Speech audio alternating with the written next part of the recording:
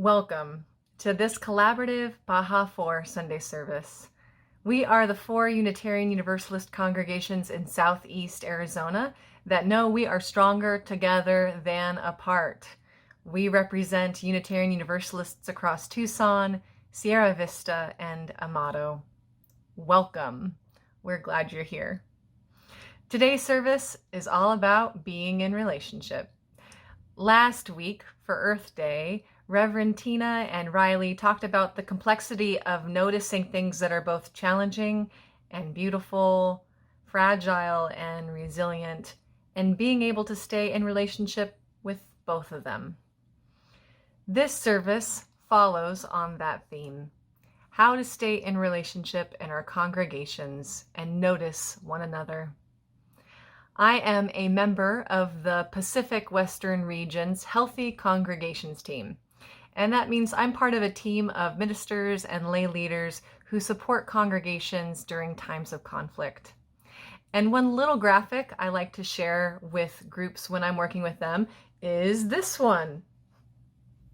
This is the conflict triangle. I know, it's a boring name, but the conflict triangle. First, it imagines that conflicts and disagreements are totally normal, healthy part of community life. The green section of conflict is the normal, regular daily human moments when we brush up against each other's triggers and bruises, or when we come to our Zoom meetings hangry or after a rough day with our families, or maybe we just have a difference of opinion or a different need, and it's just not clear until we all make a little space for it. This is healthy, normal, and important. Leaning into these is where we transform our relationships. However, that's not easy, and sometimes there just doesn't seem to be enough time to lean in, or we're kind of scared to lean in, or maybe we feel too angry to lean into someone else's hurt or their anger, and sometimes we lean back and we say, that's not my problem. This can be where conflicts start to get a little yellow. we have one conflict, but then something else, another disconnection happens, and then maybe another little one happens, and then suddenly things are just hard to handle without a little bit of help. So you can imagine what red conflict means. It's when all the little things got so big until suddenly it became the one big thing. The incident or the fight that now none of us can ignore. And at that point, we might choose to call in a little help because the situation feels so tangled and too hot to handle, and we need outsiders to help us get it sorted again. Now, all of those different levels are totally survivable. It just takes work, and some of them take more work. So you can imagine the benefit of each of us making it part of our practice as covenantal people to learn how to lean in during the green moments of our lives together. So this service is all about how to lean in on the green moments, and especially how to give feedback. But it's not the feedback you might be thinking about. We want to think about feedback less like evaluating and judging and figuring out who's right or wrong, and instead that it's really an opportunity to notice and be curious in support of the thing that we all care about. So as you listen to today's service, I wonder if you can think of a couple connections and disconnections that you're curious about in your relationships at our congregations. Who comes to mind when I think about green moments and yellow moments? May this service nourish your curiosity about the possibility of transforming those relationships. And in that spirit, our chalice lighting words come from the Reverend Dr. Kristen Harper.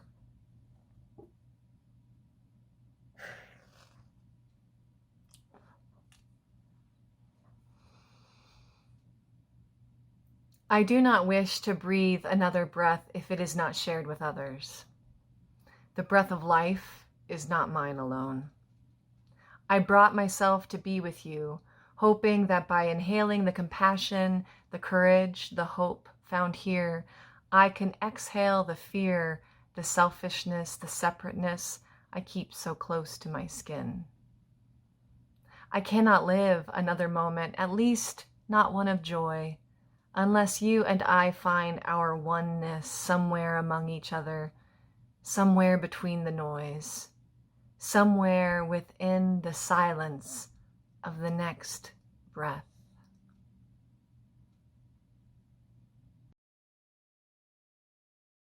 We acknowledge that this land was stolen from indigenous people.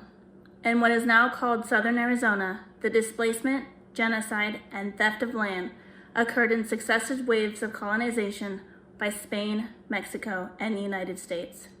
This colonization is still happening, and as we have seen in the last year with the building of the border wall, local tribal nations must continue to fight the destruction and misappropriation of their land by America. The Chiricahua Apache, the Pasquayaqui, and the Tohono O'odham and the Opatas people are the indigenous ancestors of this land, and they are still our neighbors today. They are each unique in their culture and language. They are each resilient in their maintenance of traditional life ways while also engaging the present and shaping the future.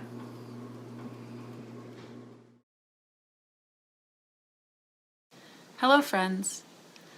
The story today is about the offer of a gift, and I invite you to consider if you would accept this gift. Cheryl and Tabitha were in the library working on a project. Cheryl said, "I just don't know how to do this project. I wish we had more help." And Tabitha agreed that this work was very hard. They continued working for a while longer, and then quietly, a little mouse crept out from behind the books that they had on their table. Neither Cheryl nor Tabitha felt startled because the mouse was so calm and friendly. Then the mouse spoke to them. He said, "I have a gift for you. It is a machine that will help you with many things you need to do, and with things you will want to do in the future. However, this machine is not perfect. It comes with a little gadget that doesn't always exactly work, and when it doesn't work, you'll have to adjust it, turning it to be a different angle until it starts working again. Sometimes the machine adjusts itself, but not always, so you'll have to learn how to use it. This imperfect machine works really well once you get the hang of it. So, the mouse said, "Do you want this gift?" Immediately, and at almost exactly the same time, Cheryl said no, and Tabitha said yes. They looked at each other. Cheryl said, "I don't want to learn how to use the imperfect machine. I just want to be done with this project." Tabitha said, "I want to because it will help us with this project and with projects in the future." The mouse scrunched his nose and wiggled his whiskers, then bounced away into the books saying, "I will be right over here if you want to learn." Sometimes things that help us need to be patched up every once in a while. Sometimes the best tool we have is not perfect. So, what do you think? Would you accept this gift? Would you take this imperfect machine that will help you with many things you need to do and make sure to adjust it occasionally so that it can continue to work well? When the topic of feedback came up, I immediately said we could just set up a microphone and a speaker and record 40 minutes of microphone squeal and call it a day, but that was voted down for some reason. Feedback is an important thing for anyone attempting to create anything. For a performing artist like a musician, it's essential to our growth and development. While it's true we do what we do to feed our own spirits, we never get better or develop as a musician beyond a certain point without listening to the suggestions, ideas, and requests of certain people, like our teachers, our directors, and our audiences. My musical colleagues and I have a few thoughts on this. Anything worth learning comes with a fair amount of difficulty, and often with a fair amount of difficult conversations. When I was in college as a music education major, I struggled with the amount of difficult conversations I needed to have with my professors. Sometimes it was with my voice teachers who were encouraging me to sing out more, to command the space, and to be more confident and more excited and more extroverted in my life, to be more motivated. And sometimes it was with my education professors who would say, "You're going to have to speak louder. You're going to have to command more authority in the classroom." In the end, really, what I learned as a teacher can be summed up by a couple of phrases from some of my mentors. The first phrase is, "This is just information." So whether the feedback or the difficult conversation or the information is delivered to me in a way that is loving and supportive, such as, "Miss Wanyama, it would be really helpful if we could have XYZ before next rehearsal." And then I say, "Thank you very much. I will get that to you." Or it's delivered in the form of a temper tantrum from a 17-year-old over I don't know what. I could say to myself, this is information. And if I can just detach from this enough to understand that this information is just there for me to develop a solution, then that was good enough. I could move forward in my work with that student or with that particular ensemble with renewed energy and vigor. And I could come to that place with love and compassion and empathy. Another saying that one of my mentors uses is, "I'm here to learn." So this is an opportunity to remind myself that although I may be the expert in the room when it comes to music, I'm not the expert in the room when it comes to other types of music, when it comes to my students or my singers' personal lives, their own individual needs, or even their areas of expertise. So I say to myself, I'm here to learn. When I am offered feedback in a way that is perhaps even hurtful or difficult to receive, I can say, I'm here to learn. My heart is open. I'm here to learn. And thank you for the information. It's not surprising that actually some of my closest relationships with former students are actually with those students who were the most challenging, because they are also the students that I had the most opportunity to engage in difficult conversations with. And that wasn't always just me giving them feedback. More often than not, it was them giving me feedback that I could use then to decide how to make the relationship and provide the conditions for that student to be more successful in my classroom. What a journey, and it continues. Feedback is really essential to who I am as a person and to who I am as a musician. I've received a lot of really poor feedback in my life. One example is, as a child, I had a family member who regularly referred to me as lard butt because I was a bit pudgy as a young teenager. And externally, I took up running and became lean.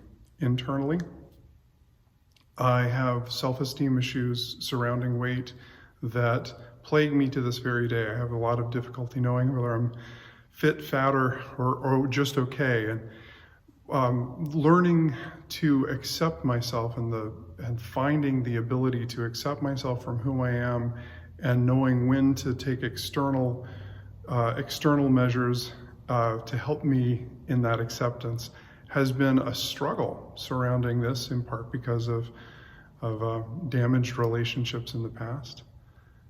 As a musician, this internal acceptance through feedback loops is essential to being a decent musician, and it's essential to becoming a better musician. It's a big part of what being a musician is all about. So, for example, I feel comfortable saying that I am a good choral conductor, I'm a pretty good guitarist, and I'm an above average singer. And I've reflected a lot about the work that it has taken for me to get to those levels. And while I often receive very accepting and positive and warm and lovely feedback, for example, if I sing in church on a Sunday morning in person, and sometimes even virtually, people will be very complimentary and will share some love with me, and that's really lovely, and it makes me feel good.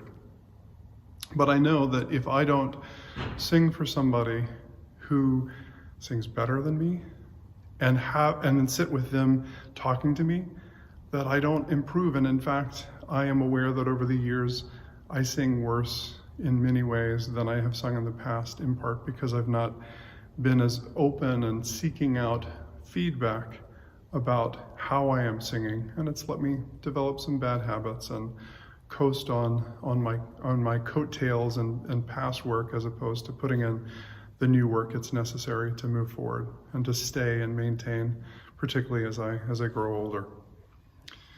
So most musicians learn this. Most musicians have learned how to find trusted others that and to be open to their feedback and to be humble in the way that they solicit and listen to and incorporate that feedback into what it is they do as they move forward. As a conductor and director, I work with mostly amateur singers and instrumentalists, amateur in the best sense of the word, in that they do what they do for the love of music and not just for money. A big part of my job is encouraging people to do something just out of their comfort zone, to reach for something bigger, or better, or more difficult than they've attempted before. Ideally, that means getting to know someone and learning how best to communicate with them. We've all worked for autocratic conductors in the past, who only heard the music and were insensitive jerks when it came to deal with the people actually making the music. I've sworn to never be one of those people. So, I try to be friendly and encouraging, to recognize their strengths while also pushing them to work harder and practice a little bit more and get just a little bit better at what they're doing each time. When recruiting for choirs, I often encounter people who as children were told, just mouth the words, dear, or just stand in the back and be quiet. And it breaks my musician's heart to have to mop up the mess that person's childhood choir teacher made. Many people who turned out to be fine singers later in life carry that with them. Maybe they had a bad day. Maybe hormones turned them into temporary foghorns. Or maybe the teacher was just on his last nerve that day. However it happens, it scarred a child and influenced the development of that person. We all want the best performances we can get, of course, but we never get the best music at the expense of the person. In our very first lesson, a conducting teacher of mine said, "Always remember, the stick makes no sound." I'm ashamed to admit how many years it took me to really begin to understand what he was saying. Learning to give good and kind and useful feedback is the strongest tool at our disposal.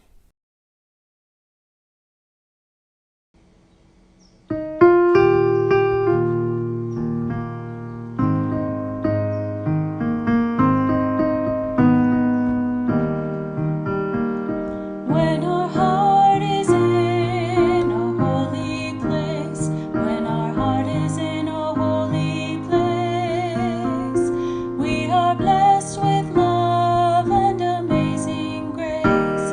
When our heart is in a holy place, when we tell our story from deep inside, and we listen with a loving mind, and we hear our voices in each other's words, then our heart is in a holy place.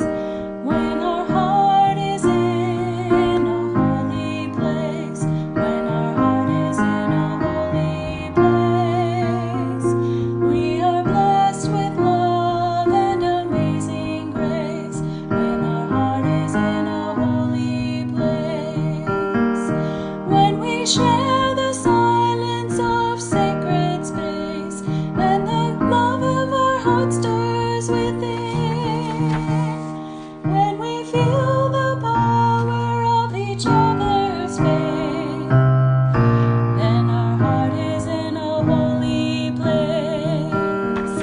When our heart is in a holy place, when our heart is in a holy place, we are blessed with love and amazing grace. When our heart is in a holy place, when our heart is in a holy place, when our heart is in a holy place.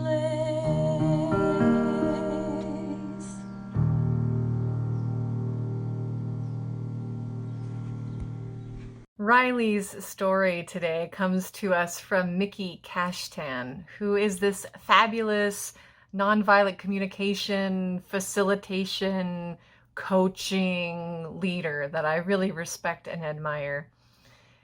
Her metaphor is this: imagine someone comes to you with an imperfect machine, and they say to you, "This is a very useful machine. It's a gift I want to give you, and it will help you with many, many, many, many things you need to do and want to do in the future. However, it comes with this strange little thing. It's like this little piece of technology here, right here. It's supposed to kind of work at that angle, but it doesn't. So if you want to use this very useful gift, you'll have to just adjust it to this other angle occasionally." And I mean, sometimes the machine notices that it's like a little off, but sometimes it doesn't. So you're gonna have to just get familiar with the machine, and then you'll just have to reset it here occasionally. But it works really, really well. It's gonna save you a lot of time, and you'll find it to be an incredible partner in your work going forward. Would you accept this gift? Now, would you accept this gift knowing that you would have to reset it occasionally? And given that the machine sometimes notices and can reset itself, but sometimes it doesn't, so you're just going to have to help it out. Mickey uses this silly little metaphor as a way of talking about each of us. It's her way of talking about humans collaborating with each other. Now, each of us comes with a little angle, a little aspect of ourself that has been hurt, or that has a gift to give, or is a way of being, or a way of coping, or an assumption, or just a preference. And each of us sometimes can reset ourselves when the angle is off, and sometimes we can't. And we need other people who are willing to notice with us and help us when we feel off. And we can choose to adjust with each other. Now, I love this metaphor, although it's like a weird kind of human-machine metaphor. I love this metaphor for two specific reasons. One, I don't have to be perfect, and you don't either. Notice the machine isn't going to get fixed for all time. I don't have to wait to be perfect to be in relationship and to be useful to the thing that matters to us. And neither does anyone else. We just have to practice noticing and knowing ourselves, and then taking the time to notice and know each other in order to do the thing we really want to do together. The second thing, I don't have to readjust all by myself, and you don't either. Notice that the machine is not responsible for resetting itself all by itself. It doesn't have to go away on some machine self-improvement retreat and come back perfect. It takes the people around us to help us notice when we feel or get kind of off, and to be part of helping us compensate or readjust so that each of us can show up the way we want to show up in order to do the thing that we care about. So you don't have to be perfect, and you don't have to do it alone. So I have one bit of advice for you. Accept the gift. Accept the gift of being in relationship with other people. And to accept this gift, we must practice a couple of things. Noticing ourselves and asking for support. Noticing someone else and moving towards them when they ask for support. And focusing that willingness on the thing that matters to both of us. Now, I like to keep our eye on the thing that matters to both of us. For instance, scene. It's a meeting. It's a Zoom meeting. You're at church, but something feels off. Something got said or an assumption got made, and you can feel the entire Zoom room shift. Things suddenly feel different. You can tell an email is coming. You notice everyone's behavior feels a little more tight. And you also feel different than you just did minutes prior. What do you naturally do next? Now, this is where musicians can help us. Musicians can't ignore that they're creating something together. If a musician refuses to adjust to the other musicians, or if they don't want to play at the same pace, or if they refuse to use the same key, or they're not willing to slow down here for that instrument, or maybe emphasize this part for that instrument, or maybe help someone with their voice do a key change there, then it's obvious that they're not actually in sync with one another. The creation that they're coming together, that matters to them, gets ruined. Now, in our congregations and community, we are actually not unlike artists and musicians. We are creating in the microcosm of our one-to-one relationships. And we're creating art in teams, pastoral care teams and justice teams and teams that steward our resources and our people, like our boards. And we're creating in our larger congregations, our faith movement, the Baja Four, as Paula Cole Jones says, our community of communities. That larger creation is in service to what we say we believe, which is a more just, more kind, more equitable, interdependent world. The musical piece that we adjust to each other to create is that vision of a world. So the discomfort we feel at that board meeting or that team meeting, the tension that enters the room, the thing that will actually allow us to lean into the discomfort rather than away from it, better be a really good reason. And I would say that that very good reason is this vision we're creating. And the good reason says that when something's not working, then it's our duty to lean in with care and curiosity. Now that is a skill. The ability and willingness to lean in when there's tension or reactivity is a skill.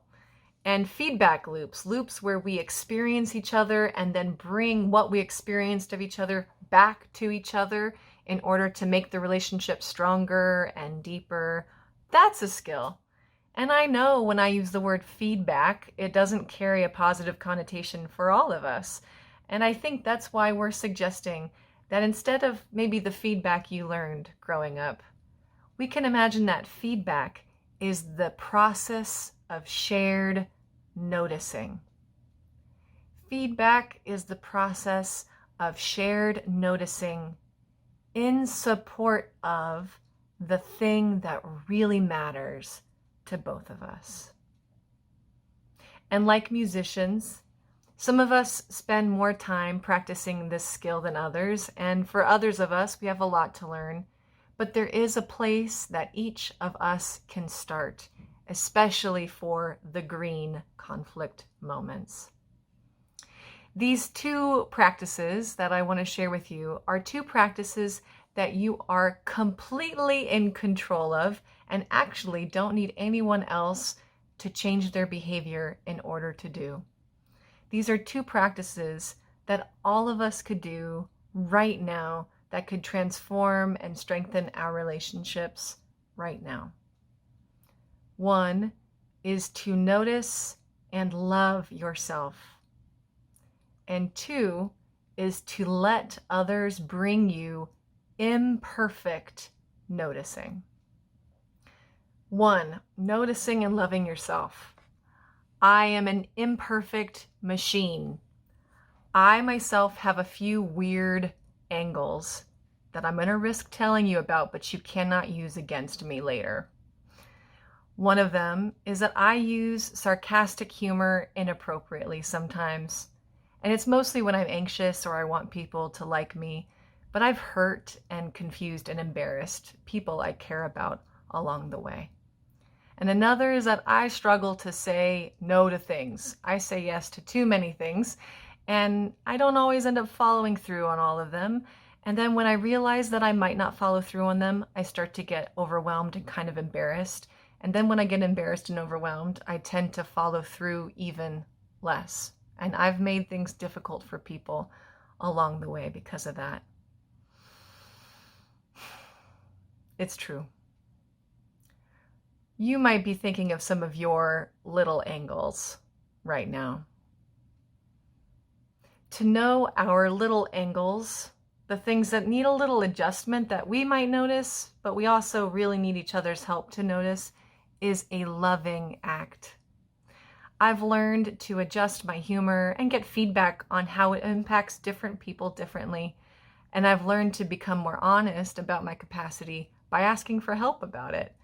Asking people to remind me of things sometimes, asking teams I work with to ask me about my timeline, or making a rule with my family that there's certain times where I'm not allowed to schedule anything without their permission, which is a really good accountability mechanism. I love the parts of me that are funny, and I love how zealously I say yes to things. I don't need to hate myself or berate myself for my life experience and the way I show up in the world. I think I'm lovable.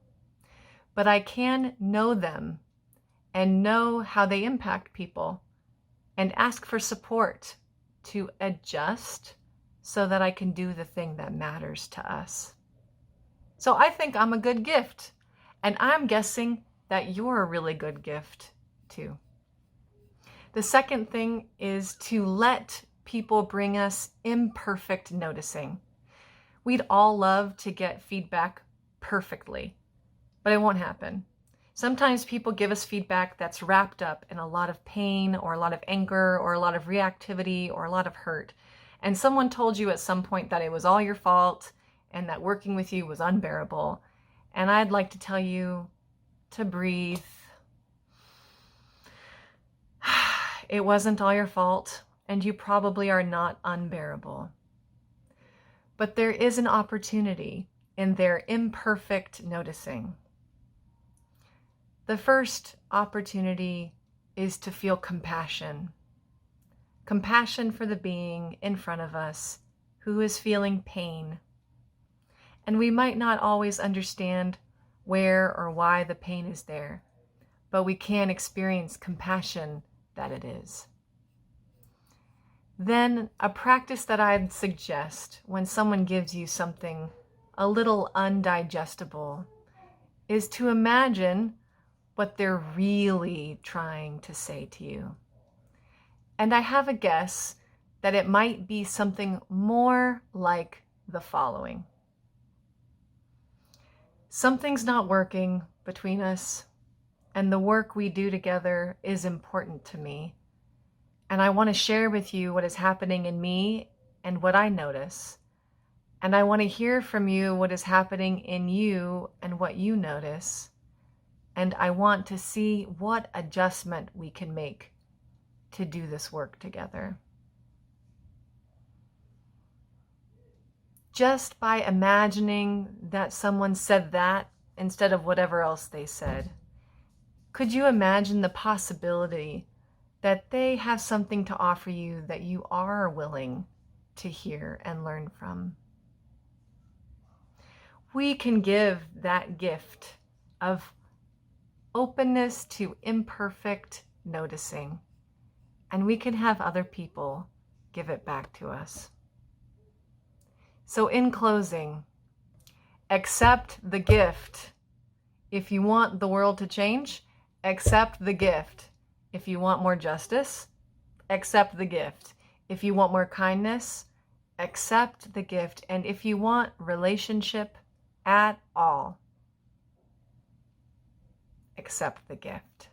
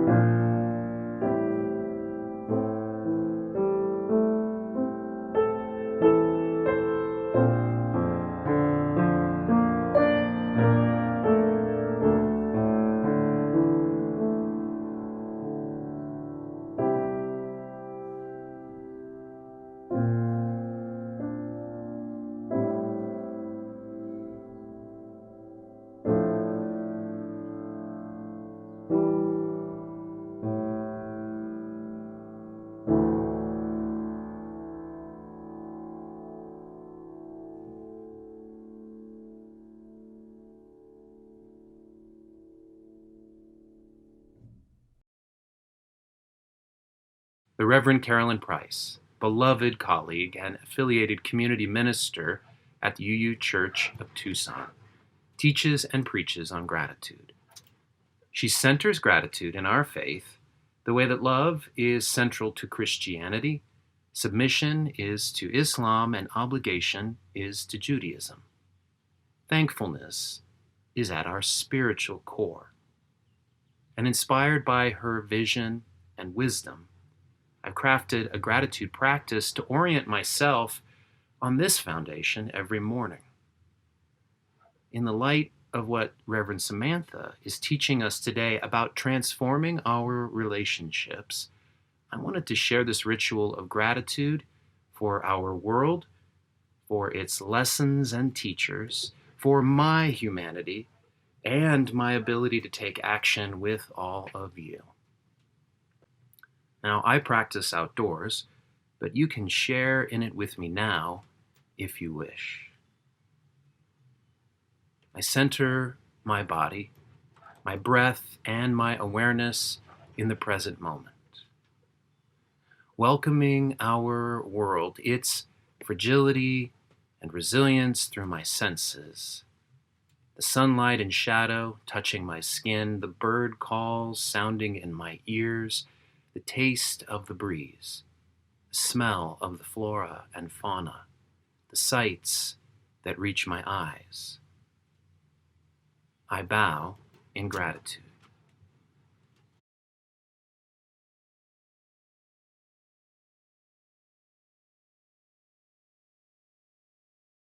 Welcoming the lessons the world offers, the wisdom that tutors, the experience that challenges, the mistakes that enlighten, and the suffering that calls for compassion. I bow in gratitude. Welcoming the teachers who lift up these lessons, some who are beloved beings, some I hardly know, who are strangers beyond their words or actions, and some for whom I struggle to perceive their inherent worth and dignity because of their hateful words and destructive actions. I bow in gratitude to them all. Welcoming my expanding humanity, growing in relation to all teachers, awareness of my bodily presence in the world, awakening to my impact within my relationships, I bow in gratitude. Finally, I welcome my ability to act. From this present moment in the midst of our world, beautiful and on the brink, with lessons hard and comforting from teachers, exemplars of the right and the wrong, and from my humanity, flawed and fabulous, I move forward as an actor in all of my relationships, and I bow in gratitude.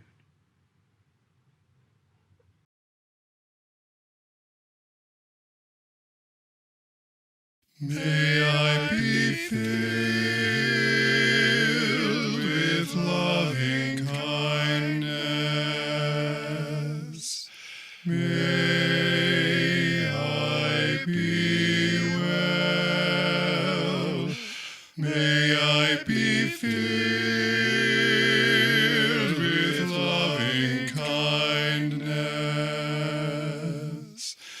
May I be well. May I be peaceful and at ease. May I be whole. May you be filled with loving kindness. May you be well. May you be filled with loving kindness. May you be well. May you be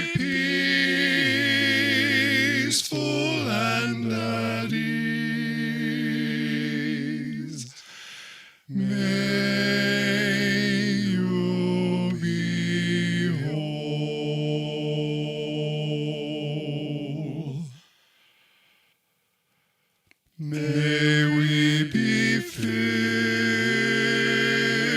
with loving kindness. May we be well. May we be filled with loving kindness. May we be well. May we be peaceful and at ease. May we be whole.